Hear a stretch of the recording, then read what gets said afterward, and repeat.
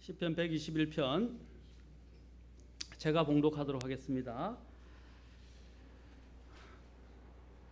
내가 산들을 향하여 눈을 들리니 나의 도움이 거기서 오는도다.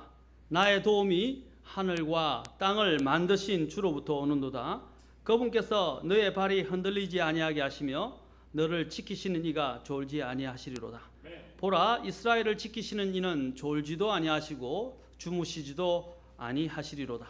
주는 너를 지키시는 이시로다. 주께서 내 오른쪽에서 내 그늘이 되시나니 해가 낮에 너를 치지 못하며 달이 밤에 너를 치지 못하리로다. 주께서 모든 악으로부터 너를 보존하시며 또 내 혼을 보존하시리로다. 주께서 너의 나가고 들어오는 것을 지금부터 영원토록 보존하시리로다. 아멘. 기도하겠습니다. 하나님, 말씀을 높이시고 주께서 오늘 부족한 저의 모든 허물을 감추시고 하나님의 권능으로 인도해 주시고 주께서 임재해 주시고 또 영광 가운데 찬송을 받아 주시옵소서. 이 모든 시간을 주께 의탁하며 거룩하시고 존귀하신 우리 주 예수님의 귀한 존함을 받들어 기도합나이다. 아멘. 앉으시겠습니다. 지난 시간에 제가 시편 121편의 배경에 대해서 말씀을 드렸습니다. 오늘 여기서 보면 이것은 첫 번째로 이것은 대언적인 예언적인 시라라고 시편이라고 말씀드렸습니다. 이 시편은 앞으로 이스라엘이 겪게 될 대환란 시기에 있게 될 그 이스라엘에 대한 소망과 관련 있는 구절이다라고 말씀드렸습니다. 자, 여기서 보면 주님께서는 약속하신 그들의 구원자, 구속자로서 예수님께서 직접 재림하실 것입니다. 재림하시기 전에 그들이 연단되어지고 주님 앞에서 정련되어질 것인데 그것을 우리는 일명 7년 대환란이라고 부릅니다. 이 세상에서 전무후무 이전에도 없었고 앞으로 없게 될 대재앙의 바로 기간이 7년 대환란이라고 불려지는 기간인데 그 기간 동안에는 하나님의 특별하신 보호하심과 인도하심이 없다면 살아남을 수 있는 사람이 없을 정도로 굉장히 혹독한 재앙들이 또 떨어지게 되는 그런 특별한 시기라고 할 수 있습니다. 이러한 시기 가운데 하나님은 이스라엘과 함께 하시고 많은 영적인 핍박과 또 어려운 가운데 광야 생활과처럼 그들은 공고한 생활을 하는 가운데 이 이스라엘 백성들이 도움을 구할 수 있는 것은 단 하나밖에 없습니다. 곧 자신들의 메시아라고 불려주시는 주 예수님의 재림입니다. 그래서 그들은 주 예수님의 재림을 고대하게 되는데 그 예수님의 재림을 고대하는 그것과 관련해서 121편 1절에서 내가 산들을 향하여 눈을 들리니 나의 도움이 거기서 온다 라고 말씀드렸습니다. 여기서 산들이라고 복수로 되어 있다고 했죠. 이 산들은 그냥 산들이 아니다. 왜 산을 봐야 됩니까? 아무 근거 없이 산을 보지 않는다고 말씀드렸습니다. 이 산들이라는 것은 뭘 말한다고 했습니까? 바로 예수 그리스도 그들의 메시아가 앞으로 재림하셔서 오게 될 경로를 말한다라고 말씀드렸습니다. 그 경로를 우리 지금 여기서 킹제임스 함정역 킹제임스 성경에서 번역되기는 큰 길이라고 되어 있는데 보통 그것을 킹스 하이웨이라고 이야기합니다. 왕의 대로라고 이야기합니다. 대로 또는 왕의 큰 길이라고 우리는 번역을 해놨습니다. 성경에 여러분 구약에 보면 왕의 큰 길 또는 왕의 저는 대로라고 표현하겠습니다. 왕의 대로에 대해서 많이 언급하고 있어요. 왕의 대로에 대해서. 오늘은 제가 지도를 준 이유도 그 왕의 대로와 관련된 부분들을 여러분들에게 조금 더 실감나게 또 실제로 눈으로 목도하면서 볼 수 있도록 하기 위해서 제가 이 지도를 여러분들에게 좀 나눠줬습니다. 제가 지도를 이것을 아직 제가 이 그림 편집하는 거는 조금 익숙하지 않아가지고 그냥 영어 있는 대로 해서 보여드렸는데 이게 최근에 발견되어진 지도입니다. 발견되어진 지역을 중심으로 새롭게 작성된 지도입니다. 여러분들이 이제 제가 조금 설명을 할 것이니까 보시기 바랍니다. 여기에 왕의 대로가 있다라고 말씀드렸습니다. 그렇죠? 이 왕의 대로는 바로 우리 주님께서 오시게 될 그곳이기 때문에 오늘 이 본문에서 뭐라고 말하고 있습니까? 내가 산들을 향하여, 바로 산들, 바로 주 메시아가 오실 바로 그 길이었다는 사실입니다. 그렇지 않습니까? 그래서 신명기에 보면, 먼저 모세오경 중에서 신명기에 보면 33장 2절에서 이렇게 말하고 있습니다. 그가 이르되 주께서 시내에서, 시내산을 이야기합니다. 시내산, 그렇죠? 그냥 시냇물을 말하는 게 아니라 시나이라고 하는 시내에서 오시고 세일에서 일어나 그들에게 오시며, 또한 여기 보면 바란산에서부터 빛을 내시고 수만 성도와 함께 오셨는데 그분의 오른손에서 그들을 위하여 불같은 율법이 나왔도다 라고 말하고 있습니다. 어디서 나온다고 말하고 있어요? 지금 세 가지 장소를 언급하고 있어요. 시내산, 그렇죠? 시내, 그렇죠? 시내산에 있는 시내반도, 그 다음에 세일, 그렇죠? 또 그 다음에 바란 광야가 있는데 바란 광야에 또 바란산도 있습니다. 바란산에서 빛을 내시면서 수만 성도와 함께 오신다고 말하고 있습니다. 또 이사야서 11장 6절에 보면 이사야서도 이렇게 말합니다. 11장 6절에서 아시리아를 떠난 그분의 백성 중에 남은 자들, 즉 남아 있는 자들을 위하여 큰 길, 이게 하이웨이입니다. 바로 대로가 생기리니 그것은 곧 이스라엘이 이집트 땅에서 나오던 날에 그에게 있었던 것과 같으리라. 자, 이스라엘이 어떻게 출애굽했던 것과 같이 어떻게 해요? 그 이스라엘 백성들이 뭘 따라온다고요? 이스라엘 백성 중에 남은 자들이 있다고 되어 있어요. 여러분, 나중에 이스라엘 민족이, 주님께서 이스라엘 민족을 다 모으십니다. 모으셔서 그 용광로라고 불려지는 7년 대환란을 통과하게 하시고, 통과하게 하는데 그 중에서 불순종하던, 똑같이 광야에서 있었던 것처럼 비슷한 일이 일어나요. 광야에서 주님께서 특별하게 시험하시고 그들을 돌보시고 먹이시긴 하는데 수많은 여러 가지 재앙과 공격을 해서 3분의 2가 죽게 됩니다. 그리고 3분의 1만 살아남게 돼요. 그게 성경에서 말하는 거예요. 결론적으로 얘기할 때 3분의 1만 살아남게 됩니다. 자, 그들이, 이스라엘의 그 남은 자들이 이제 자신의 메시아가 있는, 메시아와 함께 자신의 고토로 돌아오게 됩니다. 고토로 돌아오는데 자신의 본 땅으로 돌아온다 이 말입니다. 그 본 땅으로 돌아올 때 뭐라고 되어 있습니까? 이스라엘이 이집트 땅에서 나오던 날에 그에게 있었던 것과 같이 그들이 어떻게 한다고요? 그들 앞에 큰 길, 바로 대로가 생길 것이다 라고 말하고 있습니다. 지난번에 이야기했죠. 왕이 올 때 여러분 어떻게 한다고 그랬어요? 우리나라도 대통령이 온다면요, 없던 길도 만들어요. 특히 군대에 제가 있었을 때 위에서 사령관이 온다 그러잖아요. 사령관, 예를 들자면 우리 제가 사단장이라든지 군단장이 온다 그러면요, 난리가 나요. 전 병력이 다 모여가지고요, 그 안 닦여 있던 길까지, 심지어는 비가 와서 철벅철벅 하잖아요. 그거 다 도로로 평평하게 다 만들어 버립니다. 며칠 만에 없던 막사가 생기기 시작합니다. 아주 놀랍습니다. 완전히 모든 것들이 다 새로워져요. 싹 바뀌어버려요. 마찬가지입니다. 이전에도 우리나라, 이전에 박정희 대통령 같은 경우 올 때는 어떻게 해요? 없는 게 있게 만들어 버려요. 그걸 군대에서의 말이 뭡니까? 없으면 있게 하라. 군대에서 그런 말을 많이 씁니다. 마찬가지로 우리 예수님께서 재림하실 때도 왕 중에 왕이 재림하시기 때문에 성경에서는 그분 앞에서 대로를 평탄케 하고 길을 만들라라고 성경이 말하는데, 이게 영적인 의미를 이야기하기도 하지만 또한 이것은 실제적이고 문자적인 내용입니다. 그래서 오늘 이 대로에 대해서 제가 이 지도를 통해서 여러분들에게 말씀을 드릴 것입니다. 성경을 제가 볼 때 어떻게 본다고 그랬어요? 첫째는 문자적으로 봐야 된다고 그랬어요.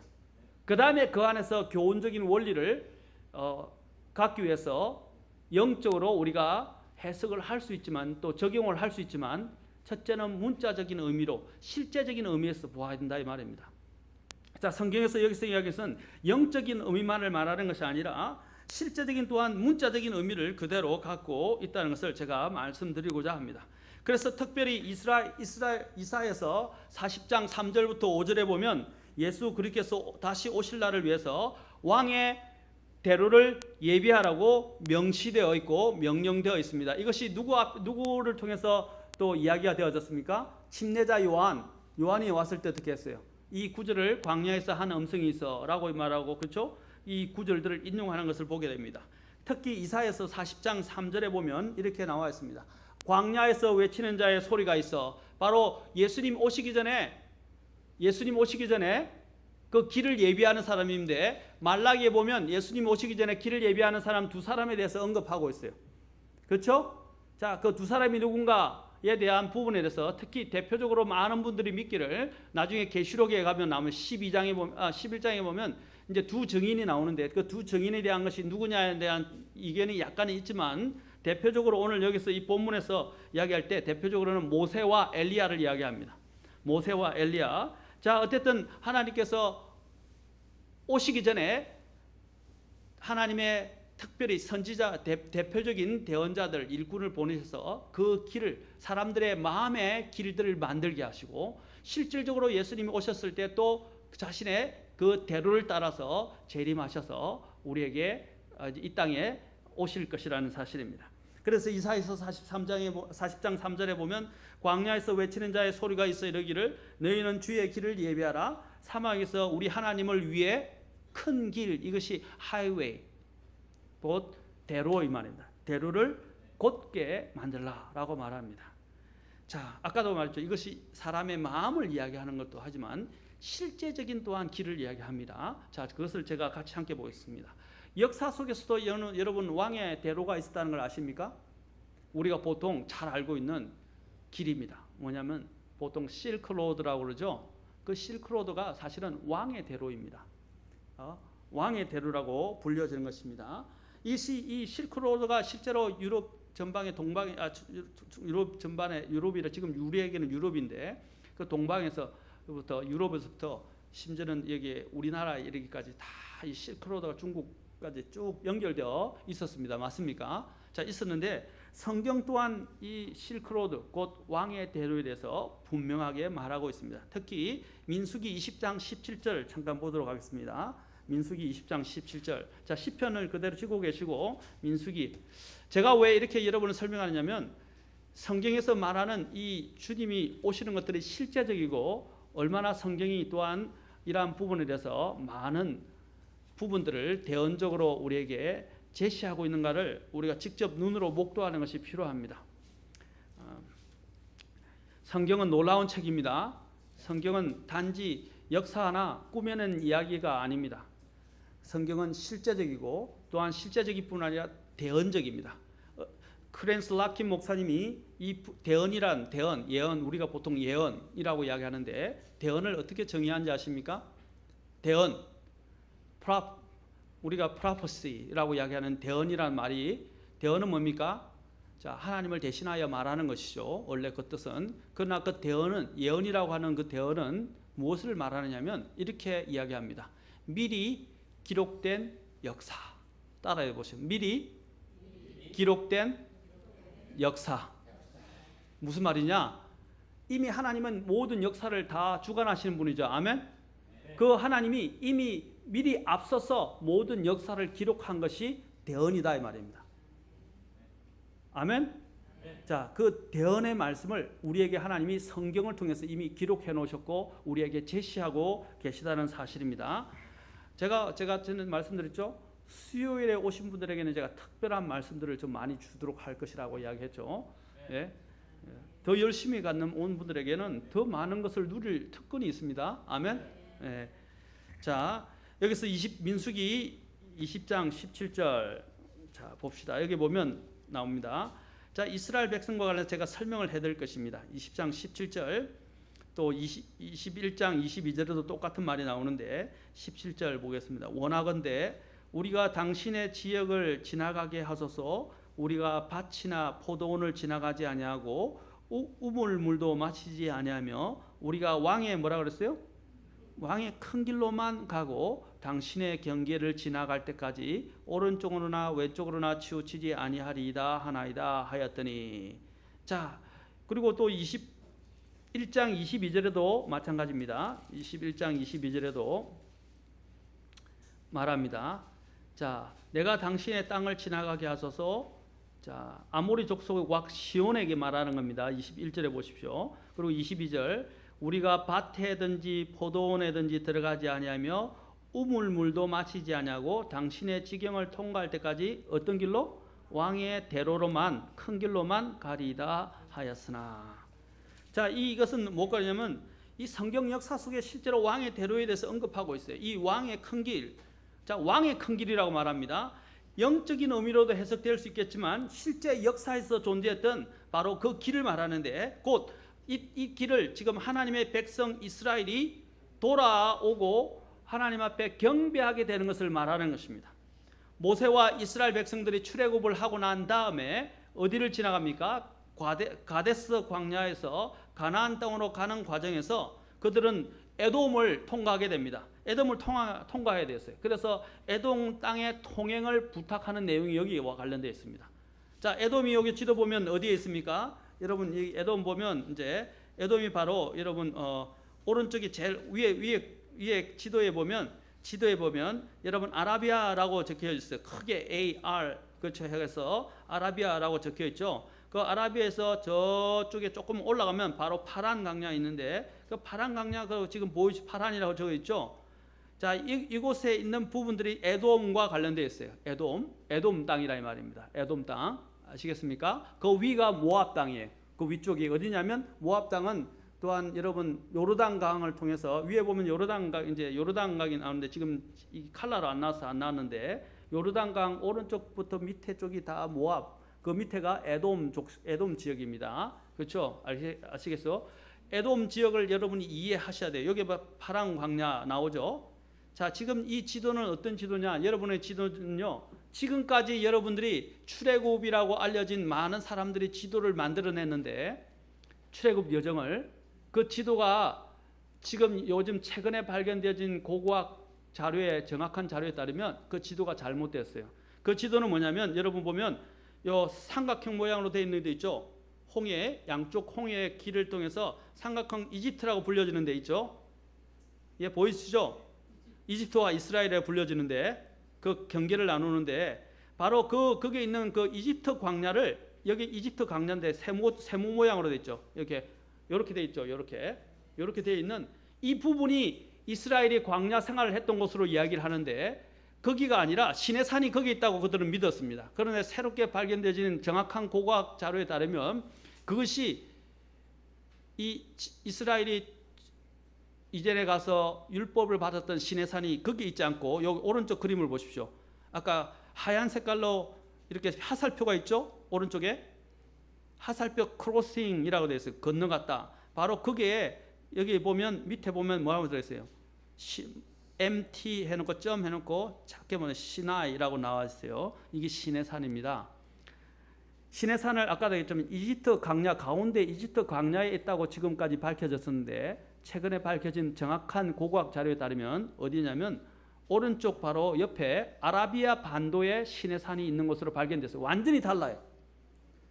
자, 여러분 제가 한 가지 단서를 제공해 드리겠습니다. 왜 이것이 맞는지를. 여러분 사도 바울이 구원받고 난 다음에 어디로 갔습니까? 구원받고 난 다음에 사도 바울이 어디 갔었어요? 3년 동안 시간을 보냈어요. 아라비아로 갔다 돼 있어요. 맞습니까? 사도 바울이 왜 쓸데없이 아라비아로 갔겠어요? 쓸데없이 아라비아 간 게 아니고요. 그렇다면 이집트 광야로 가야 되는데 이집트 광야가 아니라 아라비아로 가는 이유가 뭐냐면 아라비아에 시내산이 있었기 때문이에요.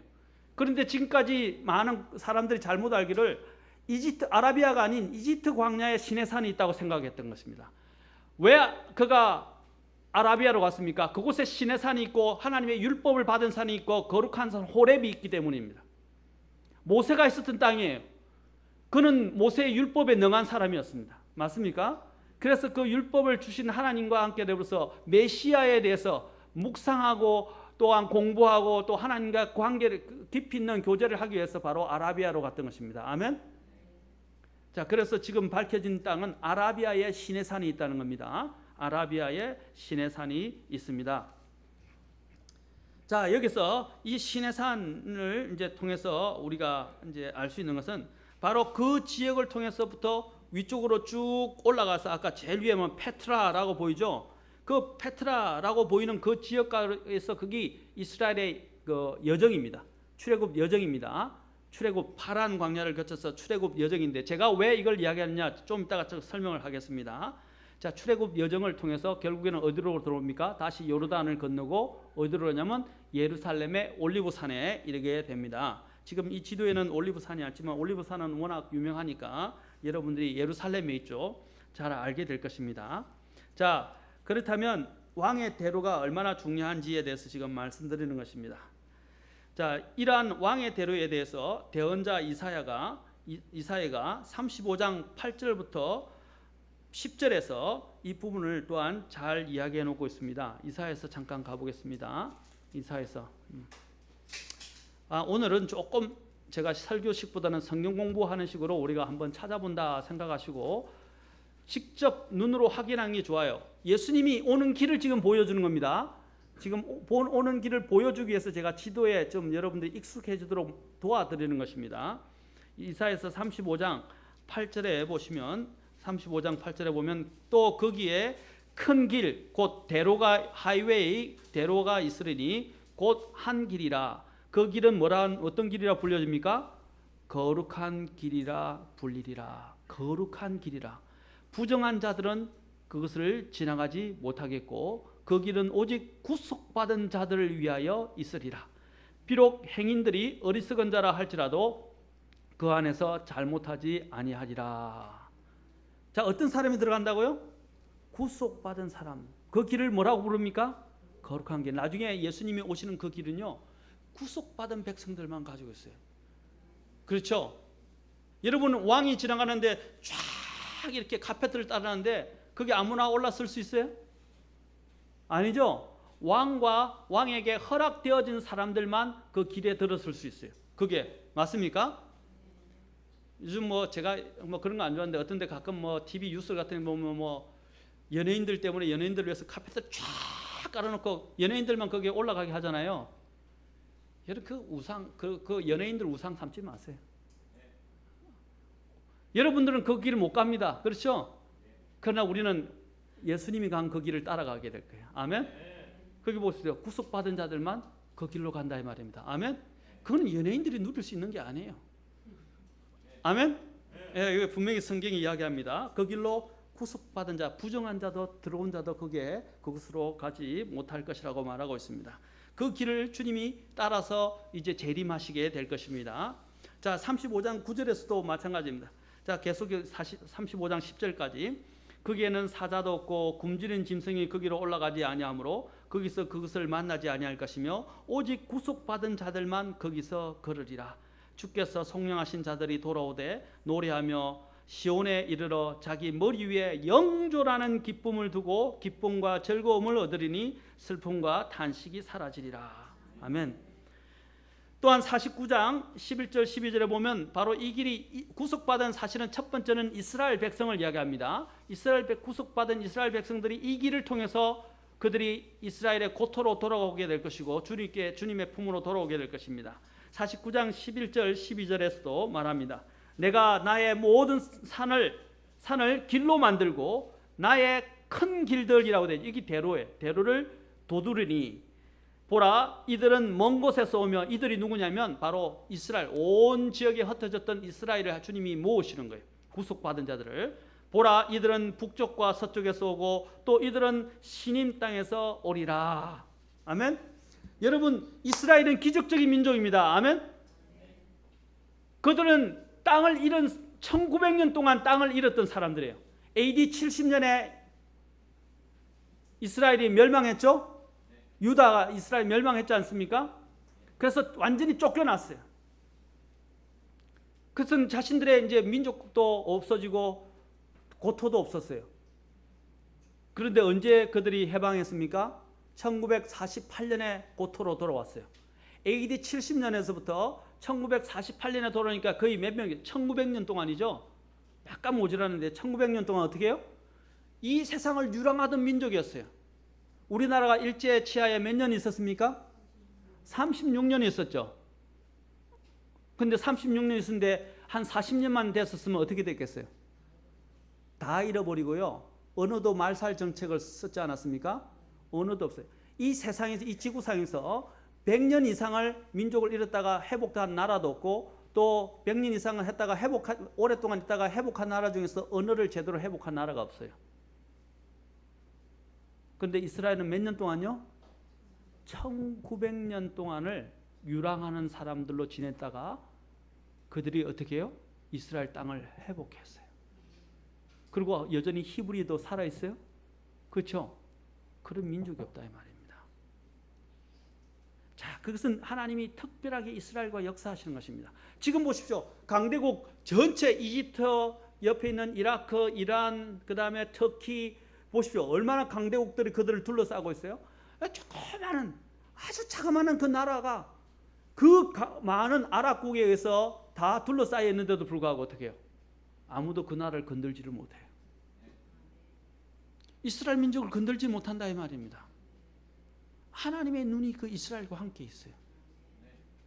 주님이 뭐라고 아브라함을 통해서 말했습니까? 그게 복을 주는 자에게 복을 주시고 저주하는 자를 저주하겠다고 약속하셨어요. 이스라엘은 하나님의 특별한 백성입니다. 아멘. 그들이 비록 불순종 가운데서도 그것은 하나님이 다루실 문제예요. 아멘. 그래서 하나님께서 불순종하는 사람들을 통해서 그들의 불순종을 다루시는 것입니다. 이스라엘은 버림받지 않았어요. 하나님이 지금 연단시킬 준비를 하고 나중에 용광로라고 불려지는 그 7년 대환란 속에 그들을 풀무불 속에 넣어서 그들을 완전히 정련시키셔서 그들을 어떻게 해요? 정금같이 뽑아내실 것입니다. 아멘. 그 중에 그 정금같이 한 사람이 바로 남은 자라고 불려지는 이스라엘의 나지 전체의 3분의 1만 남게 돼요. 다음에 이제 제가 종말론에 대해서 쭉 자료들을 여러분이 보여드리면서 설교할 것입니다. 얼마나 하나님 놀라운 줄 몰라요. 아멘. 이스라엘은 반드시 회복될 것입니다. 아멘. 그 이스라엘이 돌아오는 그 길을 뭐라고 그랬어요? 그들이 온 사방에서 돌아온다고 말하고 있습니다. 우리 여기에서도 성교사님 사모님도 러시아에 있으면 안 돼요. 러시아에도 이스라엘 사람들이 걸로 가가지고요 거주하는 사람들이 많아요. 근데 러시아에서도 돌아오고요, 또 저 밑에 있는 이디오피아에서도 돌아오고요, 온 곳에서 다 돌아오게 될 것입니다. 돌아와요. 자, 그러면 주님의 재림의 행로를까지만 오늘 잠깐 보고 다음 시간에 제가 이 시편 121편에 있는 부분들의 의미를 영적으로 이제 우리에게 적용해서 제가 다음 시간에 보겠습니다. 오늘은 주님의 재림의 행로를 잠깐 보도록 합시다. 자, 여기서 보면 주님의 재림의 행로 중에 또 사사기 재판관기 5장 4절을 보십시오. 재판관기 5장 4절에 보면 이렇게 또 나옵니다. 아까 읽었던 신명기하고 비슷해요. 자, 주께서 어떻게 해서 주께서 세일에서부터 나오시고, 여기서 보면 세일 아까 나왔죠. 그림에 세일이라고 나왔어요. 세일이 어디 있습니까? 산 모양의 중간에 아라비아 위에 보면 파란이라고 보이죠. 파란 옆에 보니까 SEIR 있죠. 이게 세일입니다. 세일. 자, 세일에서 나오고 그 다 에돔이에요. 에돔. 그 다음에 에돔의 들에서부터 행진하실 때에, 지금 반복해서 성경이 더 친숙한 언어를 통해서 우리에게 말해줍니다. 그게 다 에돔 지역이에요. 에돔에서부터 행진하실 때에 땅이 진동하며 하늘들이 물을 내리고 구름들도 물을 내렸나이다. 산들이 주 앞에서 녹았으니 저 시내 산도 주 이스라엘의 하나님 앞에서 녹았도다. 자, 주님이 뭐라 했어요? 세일에서 나오시고 에돔의 들에서부터 어떻게 한다고 그랬어요? 행진하신다고 그랬어요. 이게 영적인 의미가 아니에요. 문자적으로 말입니다. 주님이 재림하실 때 이 길을 통해서 오신다 이 말입니다. 아멘. 행진하시면서 오신다는 거예요. 주님의 수만의 군대를 이끌고 주님이 오신다 이 말입니다. 계시록 19장에는 어떻게 말하고 주님이 오실 때 실제로 어떻게 오신다고 됐어요? 그건 비유가 아니에요. 주님이 직접 흰말을 타고 오신다고 되어 있죠. 흰말을 타고 재림하십니다.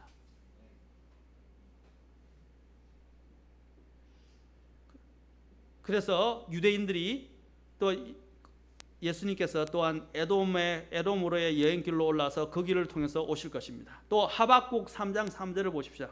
하박국 3장에서 또 여기 말합니다. 자, 하박국 3장 4절.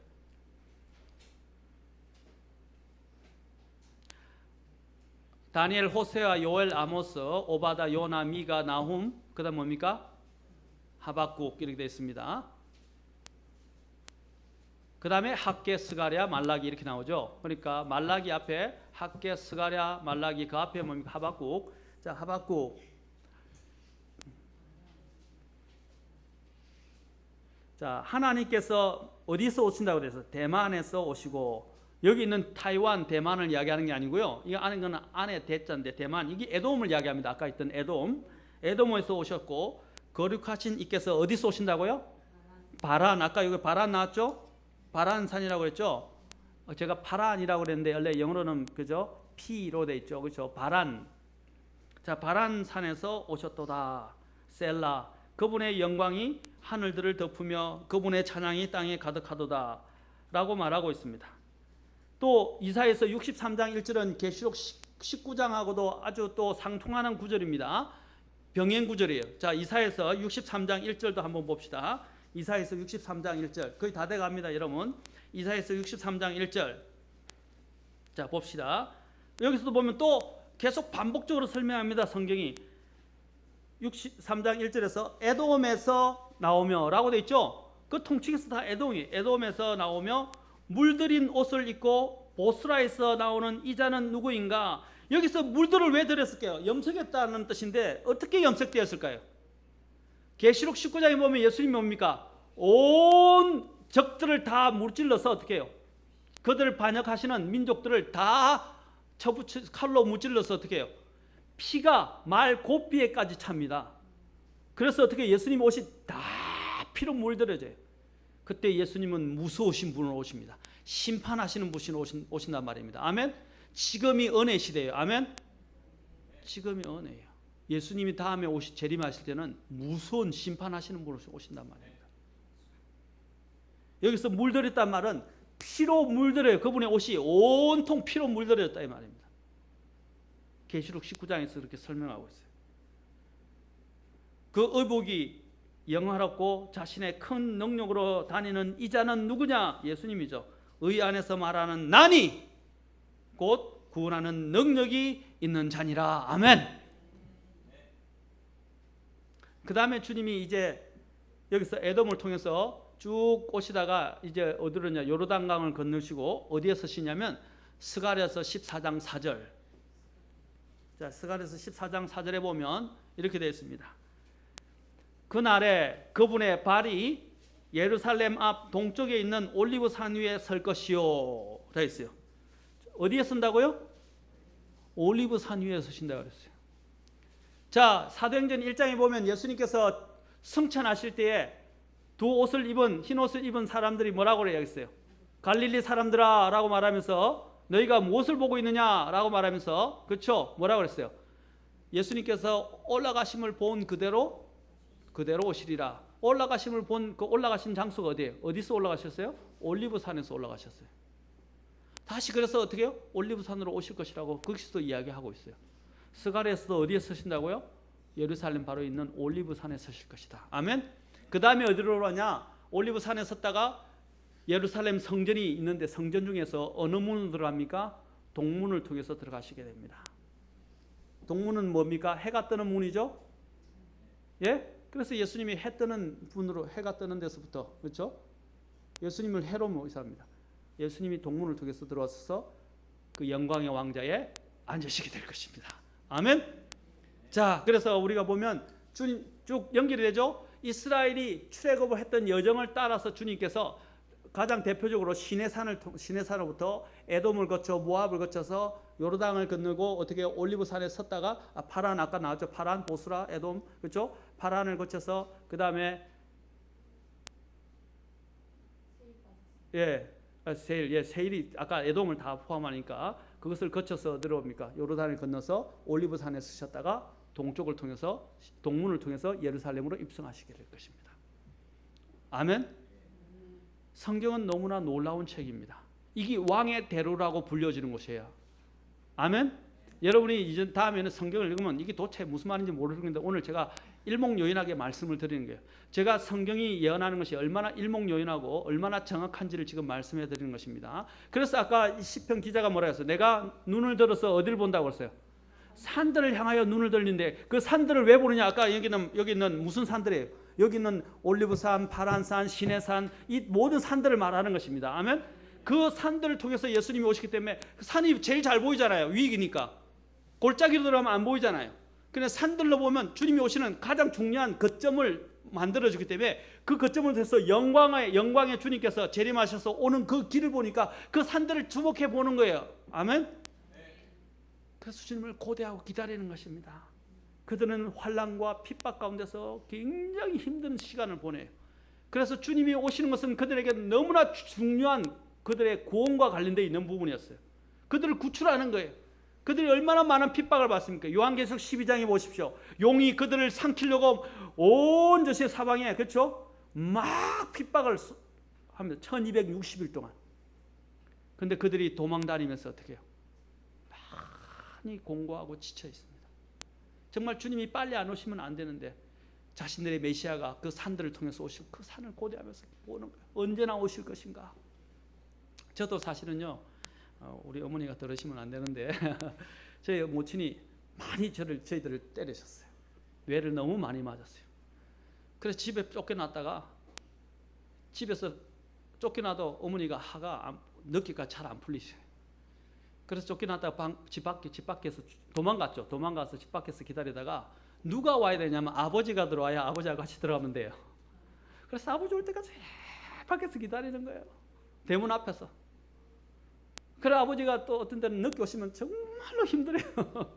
잠도 못 자고 꼬북꼬북 졸다가, 그래 아버지 하면 아버지 뒤에 숨어가지고 이제 들어가면 어머니가 아무 말도 못해요. 그래서 아버지가 오는 게 구원자와 같았어요. 그렇죠? 얼마나 아버지를 기다렸겠어요. 피곤하고 힘들고 자고 싶은데 자지도 못하고. 그래서 아버지가 얼마나 좋았는지 몰라요. 그때는. 마찬가지로 이스라엘 백성들이 그런 많은 환난과 압제 가운데 핍박 가운데 있다가 이제 예수님이 그 오시는 것들을 고대하고 기다리는 것입니다. 그래서 주님이 오시자 그분과 함께 어디로 들어갑니까? 그들이 예루살렘에 완전히 이제 정착해서 예수님이 세우신 왕국에서 1000년 동안 함께 제사장 나라로 왕국으로서 통치하게 될 것입니다. 아멘. 성경은 영적인 책일 뿐 아니라 성경은 또한 문자적이고 실제적이고 대언적인 책입니다. 앞으로 여러분들이 이제 종말론을 같이 저하고 공부하시게 되거나 성경을 공부하게 되면 더 많은 부분을 알게 될 겁니다. 사랑하는 성도 여러분, 우리 주님이 오시는 것은 우리의 소망입니다. 아멘. 그래서 디도서 2장에서는 뭐라고 말합니까? 그걸 복된 소망이라고 말합니다. 아멘. 복된 소망. 아멘. 주님이 오시는 것. 주님이 오시면 우리 이 세상의 모든 눈물로부터 우리를 씻어 주실 것입니다. 고통에서 씻어 주실 것입니다. 더 이상 죄가 우리 속에 군림하지 않을 것입니다. 더 이상 눈물도 없을 것입니다. 아멘. 우리 주님의 오심을 여러분이 이런 고난 가운데 있는 분이 있다면 오늘 주님을 바라보십시오. 오늘 이스라엘 백성들이 이런 환난 가운데 핍박 가운데서 바라보았던 것처럼 주님이 오시는 것을 고대하면서 기다리시는 저와 여러분이 될 수 있기를 바랍니다. 왜냐하면 우리의 도움이 거기서 오기 때문입니다. 아멘. 기도하시겠습니다.